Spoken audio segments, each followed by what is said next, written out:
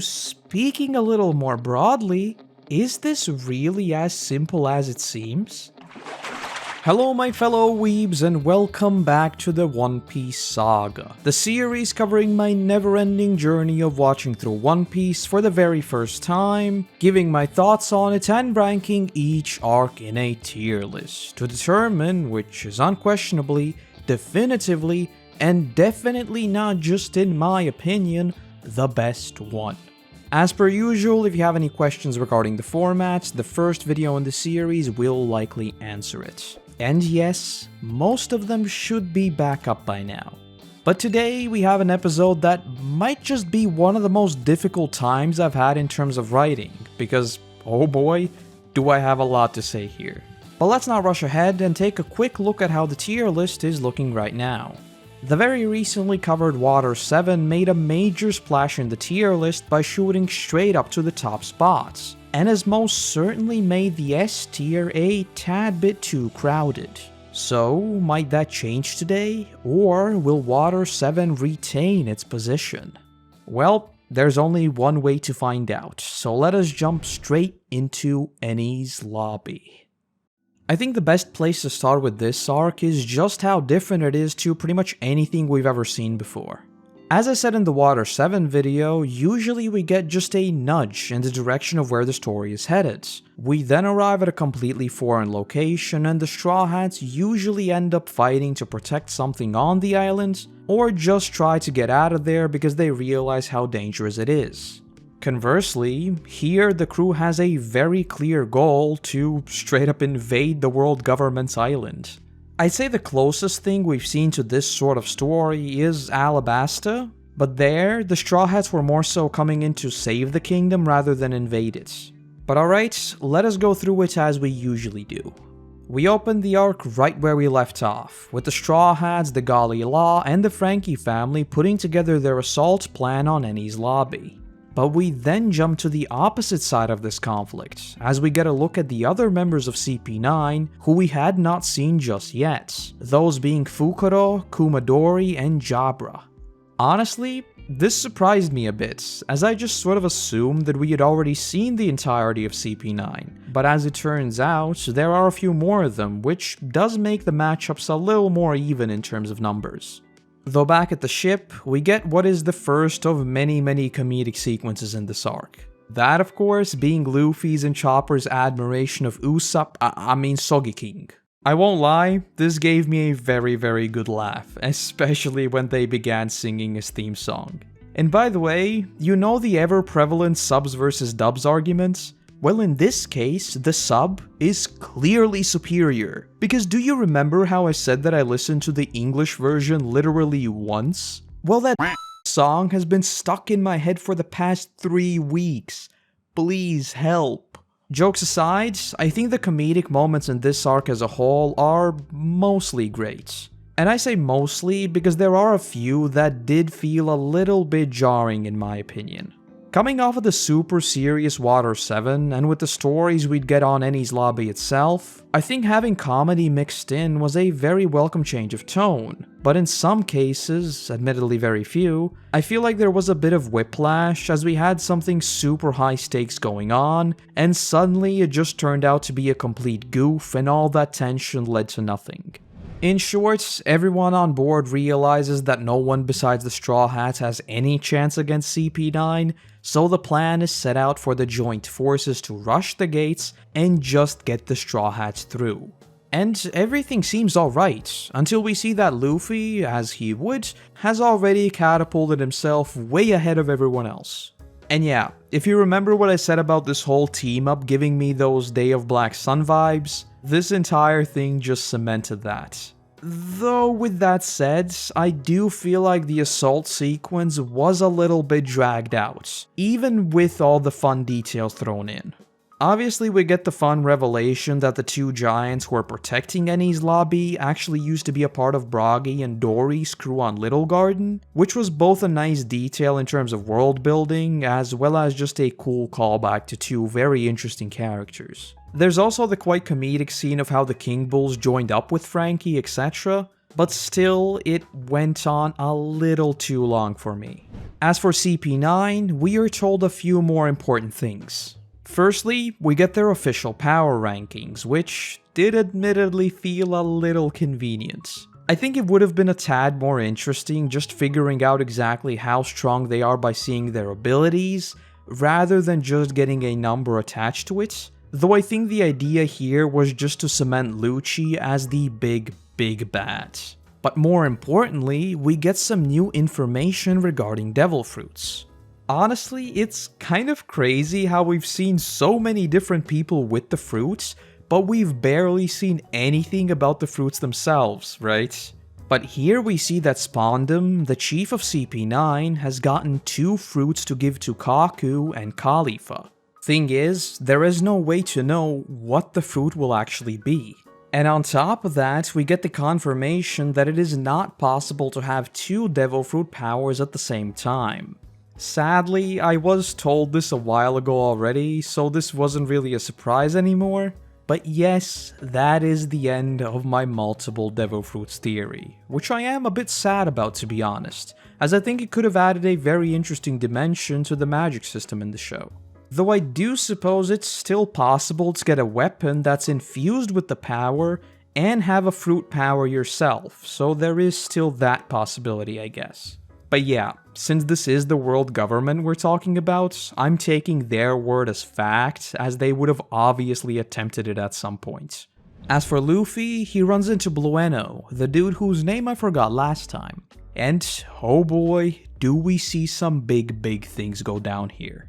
The fight is cool on its own right, but obviously all of that is secondary to Luffy entering his Titan second gear. Now, as I kind of expected, what I talked about last video about my reservations over the introduction of the 6 powers was kind of misunderstood, so I suppose now is as good of a time as any to talk about the entire power thing again. Put briefly, this exact type of power-up is what I am all on board for. Firstly, it's something Luffy comes up with himself by basically copying his opponents. On top of that, it shows mastery over his fruits, an aspect of his power that we've known ever since the first episode, as due to his rubber abilities, he is pretty much the only one who can pull something like this off. Nothing here is new, it's just a creative way to use that same exact power. But secondly, and perhaps even more importantly, he can't just keep going, immediately answering the question of why doesn't he use it all the time from this point on. So with that, this isn't just another layer of power. Rather, it's a Kiss Curse type ability that stems from his experience with that same power. The problem I raised in the last video is that we are layering new systems on top of each other. Yes, Zoro is obviously pretty much superhuman already, right? But if he were to acquire a devil fruit, that's just a net benefit. And if his hand were to be replaced with a cyborg arm that's just more powerful, that again is just a net benefit. And if he were to learn any of the 6 powers, it's again just a net benefit. Not to mention the highly mysterious mantra from Skypiea. Again, yes, he could have reached a similar power level with just his sword abilities, but there exists that extra tick box.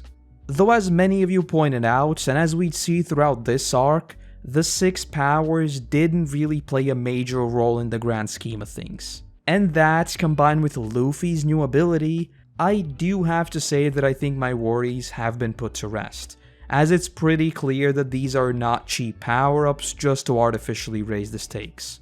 Again, do avoid spoilers if you want to add anything onto this, as I much rather call myself stupid looking back than just get the right answer straight away. It's funnier, right? All in all, the way Luffy's and also the rest of the crew's power, which we'll get to in due time, is handled in this arc is top notch. And I know some of you couldn't care less about this entire thing, but I personally find magic and power systems absolutely fascinating. Everything from the very hard magic systems of Avatar, to the complete opposite and very soft magic systems like Harry Potter.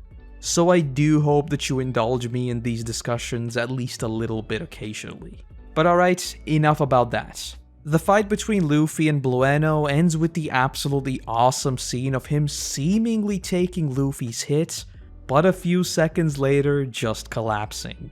Which in a way, is kind of what happens to Lucci later on, though more on that when we get there.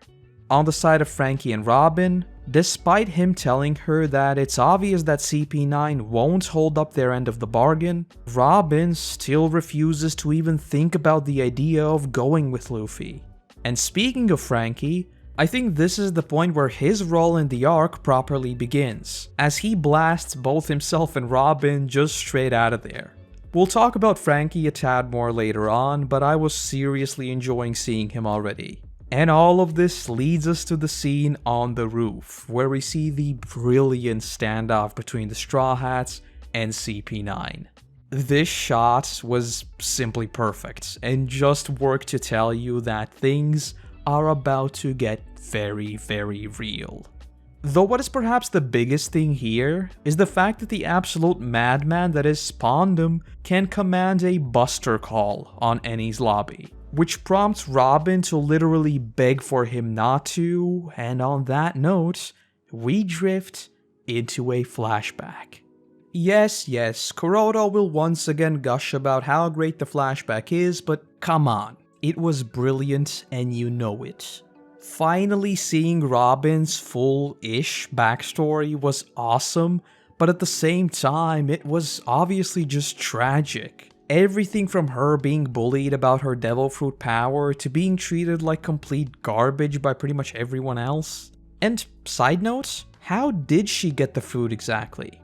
Anyway, we basically find out that she has found a new family within the academic community, archaeologists to be more precise. But the thing is, the poneglyphs they are researching were made illegal by the world governments, as they hold clues to the blank century. I've already gone on about how interesting this whole thing sounds, but again, this sounds awesome, and I cannot wait to find out more about this thing. Considering the world government has gone to such lengths to hide it, it must be pretty massive, right? Though the other major thing here is the introduction of the friendly giant, who just so happens to be another Joestar. His name is Jaguar D. Saul. So yes, he is indeed related to both Roger, Luffy, and even Blackbeard. And this calls back to Robin's initial reactions with Luffy, as she asked him all the way back in Alabasta, what's up with people who have D as their middle name? Needless to say, I was very much surprised by this, and it just made me even more curious about what sets them apart from everyone else. I mean, at this point we know that pretty much everyone with D as their middle name is a massive character, right? And we're about to pass 300 episodes and I am still clueless. Though the relationship between Saul and Robin was super wholesome and almost parallels her with Chopper, doesn't it? Just like her when she was a kid, Chopper too is misunderstood and judged by those who don't know him purely based on his appearance. So it's almost like Robin's paying that forward, and keep this in mind for later. A short while later though, we get the big twist in Robin's story. We learn that the Buster Call has been initiated. And sheesh, the commentary here should be fairly clear. The government's destroying absolutely everything, including the largest library in the world that holds an insane amount of knowledge, just to protect their own interests? Yeah. Though more importantly for Robin, we see her mother, Olvia, return. The interactions between Robin and Olvia are just rough. The I wanted to hold your hand scene, and then finally them just sitting there together with everything just burning around them was brutal. And what is just as tragic as this whole thing is that Robin does the same exact thing to the Straw Hats. Just like her mother, she wanted to protect them so much that she just left them, despite knowing herself just how much that hurts. And if that isn't brilliant character writing, especially combined with the whole Chopper relationship thing too, then I don't know what is. But yes, Ohara is just absolutely annihilated.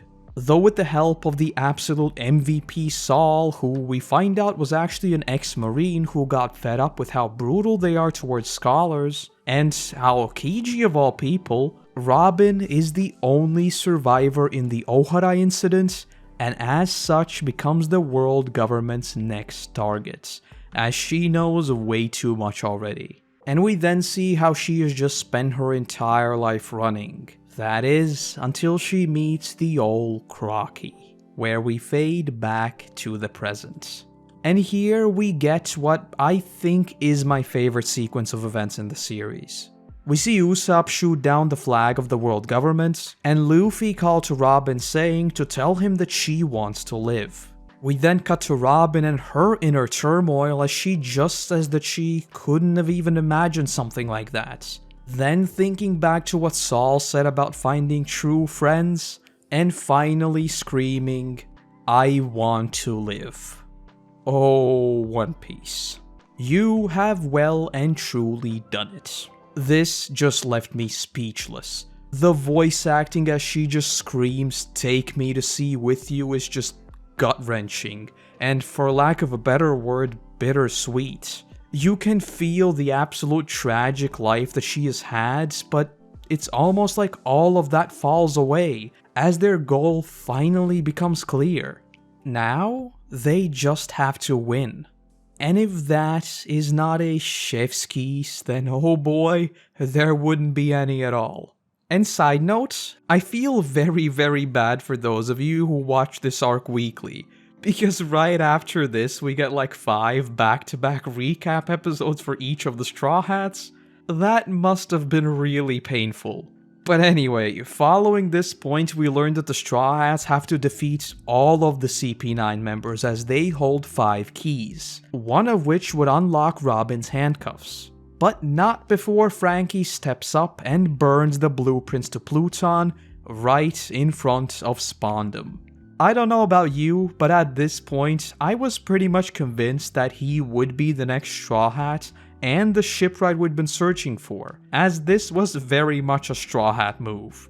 Though in terms of his character, this is also massive. Yeah, the blueprints are obviously dangerous, but they clearly have much more meaning for Frankie and Iceberg personally, as they've been handed down through generations. And burning all of that isn't as simple as it may seem. But yes, Frankie is indeed very cool. Alright, now we get into the fights. We won't go over all of them in detail as we'd be here for 2 weeks, but there are still plenty of highlights to talk about. And let us go in a somewhat orderly fashion just to keep this somewhat straightforward. And since we just talked about Frankie, let us start with him in his fight against Fukuro. It was super entertaining simply due to the fact that I hadn't really gotten used to seeing him just yet, as well as the fact that some of his abilities still hadn't been shown. On top of that, just because of how he's written, most of his encounters have a ton of comedy and fun factor, and this is most certainly not an exception. Though my highlight absolutely has to be the whole vegetable juice and cola mix-up, just the concept of the drink he consumes changing the way he acts is so ridiculously brilliant that I couldn't help but laugh the whole way through. Though even with all that said, when things get serious as they're blown into the water, he can still keep up and ultimately reign victorious over Fukuro. Sure, it wasn't the most serious opponent ever, but I think it still showcased that he's just as capable as any of the Straw Hats. So for me, this basically functioned as their first quest together. Moving on to Chopper, he goes against Kumadori. There are overlaps with some of the fights, but all in all, that is his main enemy. And oh boy, did this one take me by surprise. The thing with Chopper so far is that I've never really known where to put him in terms of fighting capability. He's kind of strong, but not really on the level of Sanji, Zoro, or Robin.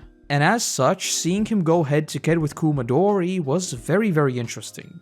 Though the thing is, he can't keep up without the use of his Rumble Balls, and so we get another tidbit of lore. That being that he can only use one within 6 hours to control his power fully. Any more than that, and things get very out of control. But as he nears complete defeat, he goes for it. And I think my notes will sum up my thoughts here fairly well. He transformed into a mega beast? Holy what the is that roar? Yeah, he basically becomes invulnerable and absolutely decimates Kumadori. But just like with Luffy's second gear, it comes at a massive cost. That being he loses all control over his powers. And so we see him going on a rampage attacking everyone in sight. Though, speaking a little more broadly, is this really as simple as it seems? This change is much bigger than Luffy's second gear, and it almost looks like some sort of leveled up devil fruit, doesn't it? I mean, usually the fruits have some sort of rules attached to them, so Chopper just popping a few of his rumble balls and unlocking an entirely new form that is frankly terrifying does seem to hint at the fact that these fruits still have an insane amount of power yet to be unlocked. We've already seen Luffy leverage that to manipulate how his blood flow works, so maybe that can be taken even further and he can somehow I don't know, insulate his entire body, something like the Iron Body ability? Yeah, I don't know. But anyway, Chopper's fight was just pure awesome, and I can't wait to see whether Chopper can somehow get this form under control and use it again. Next up, the fight against Khalifa. This one begins with Sanji going up against her and being completely destroyed due to his inability to harm a woman. But then Nami takes over, and we get another brilliant fight. Honestly, I've been really looking forward to seeing more of Nami's fighting capabilities, as we haven't really seen much of that since the first proper fight back in Alabasta.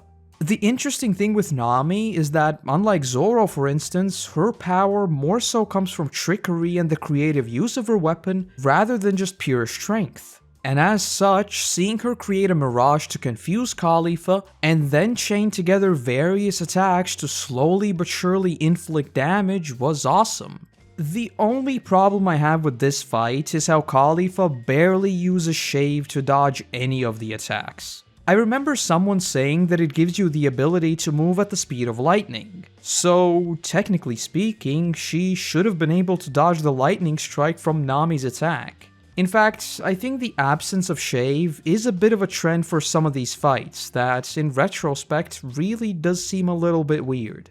There is of course the argument to be made that the entire reason why they are defeated is because they underestimated the Straw Hats, but then that just makes them very shoddy assassins if you ask me. But yeah, I'll admit that is very nitpicky. Next up we have Sanji versus Jabra. This one was really interesting to see, and in a meta sense I think is the one that I really enjoyed simply due to it being largely uninterrupted. Jabra's very believable story to trick Sanji certainly gave me a good laugh, and the whole Sanji acting like he fell for it only to kick him to the ceiling was also a ton of fun. Then there's of course the ridiculously brilliant scene where Sanji sets his foot on fire through the friction of him spinning and blasting Jabra. It was all just fun. But same deal here. I mean, he saw Sanji's foot glowing, so him not using Shave just to get out of dodge was a tad bit weird, but fair enough I guess. All in all, for me, this one certainly didn't top Chopper's fights, but it was still exciting to see. And before we get to Luffy, we still have to talk about Zoro and Usopp versus Kaku. And I know what you expect. This one has to be my favorite, right? I mean, it's a Zoro fight. But honestly, it isn't. I'm not even sure exactly why, but I wasn't super into this one. I think a large part of it comes down to the fact that it took place over so many episodes, and by the time it was nearing the end, I had already just kind of lost interest. Also, Kaku and his giraffe fruit was interesting to see in the sense that it was surprising. I mean, how many of us expected a ripped giraffe, right? But on the other, it wasn't terribly creative, especially with a lot of the other CP9 members also possessing zone-type fruits. Though even with all that said, there are still plenty of brilliant shots that certainly made it visually interesting. And I do of course have to mention Zoro's level up in this fight. The 9-sword-style Demon God. I mean, this is terrifying and ridiculous and brilliant, but it doesn't quite live up to his journey of mastering to cut steel in Alabasta. So yes, it was a ton of fun, but not my favorite. And aside from all of that, there's still Usopp to mention as a part of this fight. The part that stood out to me the most is the difference in his attitude towards these fights. Yeah, he does ultimately get beaten by Jabra with Sanji taking over, but I think after taking on Luffy of all people, he has obviously changed quite a bit. And as such, despite being scared out of his mind, he still does his best in this fight. And there's also this brilliant shot of Sanji telling him to think very carefully how they can get to Robin, and that as long as they have him, they have a chance. And that's followed by the split between Usopp with and without the mask, very much showing the inner conflict he's going through while figuring out exactly how he fits in the crew after everything that happened in Water 7. So yes, all in all, this was a great continuation of his journey from Water 7. And finally, the big one, Luffy versus Lucci. This one was awesome to see, mostly because of the super back and forth nature of this fight. And it's also the first time we see Luffy enter third gear, or bone balloon as he calls it, which was again a super interesting way of using his fruit with a serious drawback as a price, in this case that being him turning tiny. And there's also this great moment of Luffy almost getting pummeled by Lucci, but being saved by the fact that his previous strike actually dealt a lot more damage than he thought, similar to Blueno making Lucci incapable of charging him. This almost gave me the vibes that Luffy is going so hard that he doesn't even realize his full strength himself.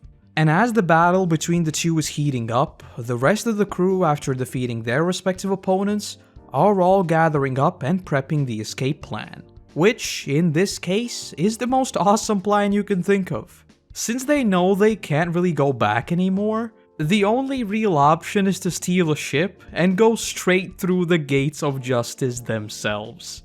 Needless to say, I was more than happy to hear this considering all of my talk about a full-on war against the Marines. And on top of all of that, Spondum, perhaps the most incompetent chief to ever exist, accidentally activates the Buster Call, beginning a very deadly countdown at the end of which the Straw Hats absolutely have to be out of here.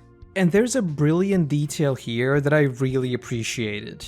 Once the actual Buster Call begins, as any person who's lived through that, especially as a kid would, Robin falls to the floor and just has a panic attack.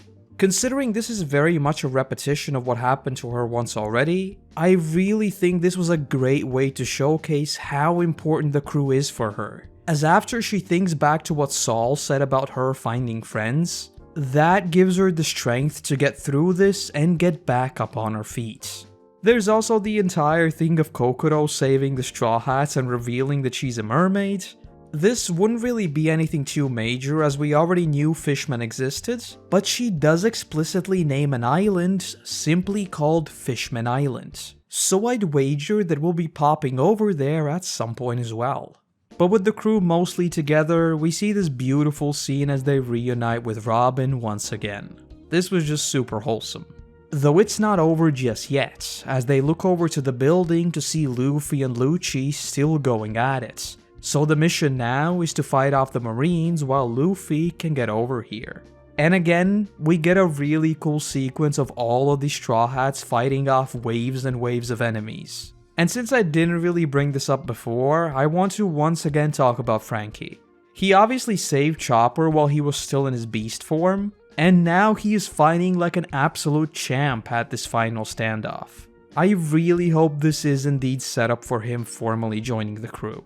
What's more is that both Nami and Usopp are real Chads in this fight too, as they are both taking on quite a bunch of them as well.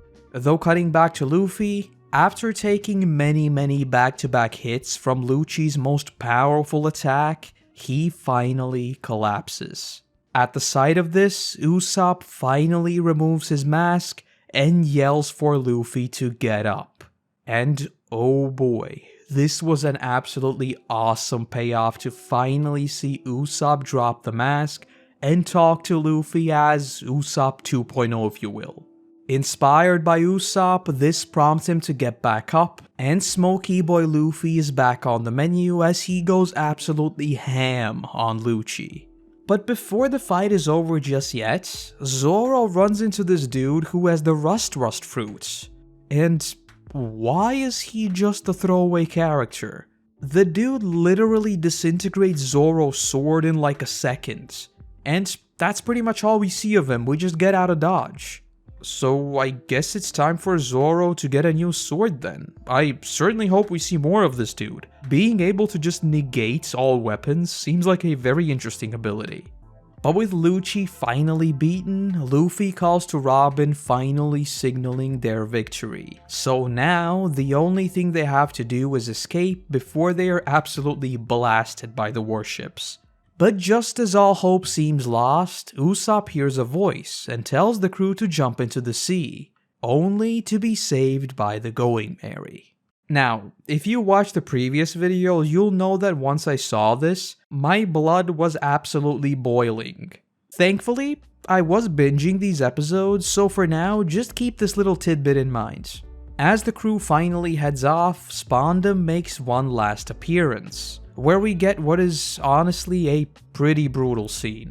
Robin just straight up breaks him. I mean, yeah, he more than deserved it, but that is still a big ol' yikes. And the very final thing we see before the Straw Hats escape is that Aokiji is here. And sheesh, how he calmly says that they've been defeated was actually super scary, as the only thing I could think of was that the Straw Hats just became the enemy of the world at this point. I mean, come on, they literally wiped out an entire island that was home to the deadliest CP9 members. So yes, I am very much looking forward to seeing how this plays out. Something tells me we'll be hearing from the Marines much more often following this point. Back on the ship, Luffy's body is still recovering and he can't properly move yet. And so we get this wonderful scene of Chopper carrying him around as he asks where Usopp went, which is then followed by him asking Sogeking, "Hey, did you see where Usopp went?" Yeah, this is basically we might have just become the #1 enemy of the world government and just wiped an island off of the map, but hey, we're still the Straw Hats, right? Yeah, this gave me a very good laugh. And just a short while later, they spot a galley law ship, with Iceberg meeting them. And just as they meet, the Going Merry finally falls apart, as we get a flashback to how Iceberg did everything he could just to fix it up one last time. After the last episode, some of you told me that the Klabautermon was a legit legend among sailors and fishermen, which made for a very interesting read, I won't lie. Honestly, I'm kind of surprised that I'd never heard of it, since its origins are very much local to me. So yeah, thank you for pointing that out. Though after reading up on it, retrospectively, I actually really enjoyed its appearance in Water 7. Though I still thought that it should signify the true end of the ship rather than the ever-present plot armor of One Piece characters, which I've been very vocal about before. So once the ship saved the crew again, I was admittedly ready to write up a very long rant, but thankfully, and I'm sorry for doubting you, Oda, that really was the end of the ship, as we finally hear that this was indeed its final voyage. And so, the crew all stand behind their captain as the ship is very fittingly given a Viking's funeral. And, oh boy, the ending of this arc is truly as beautiful as the stories within, as snowfall begins while the crew hears from the Merry one last time. Drop your 07s in the comments, because this really was an absolutely awesome moment, and is certainly deserving of the now much rarer Chef's Kiss. So with that, the Straw Hats are finally reunited, with seemingly Frankie now joining the crew. But at the same time, they have lost their longest companion yet. And with that said, I cannot wait to see where this story takes us, because oh boy, I was invested in the story of One Piece before, but after these two arcs, I can definitely see why I've still got 600 episodes to go. And that's Enies Lobby.